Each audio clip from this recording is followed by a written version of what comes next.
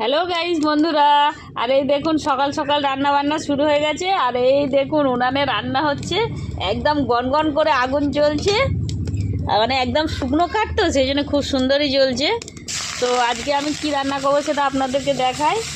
এই দেখুন বন্ধুরা, এই যে এটা সেই চুবড়ি আলু, মানে কেউ কেউ খাম আলুও বলে থাকে, এটা দিয়ে।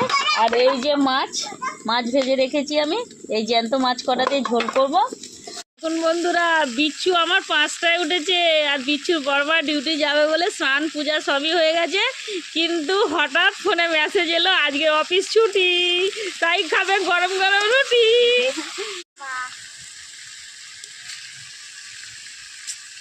এই দেখুন বন্ধুরা, একদম চকচক করছে পুঁটি মাছ আর মোটি মাছ। ওই বাড়ির লোকটা আসে না সকাল সকাল, খুব ভালো মাছটা নিয়ে আসে।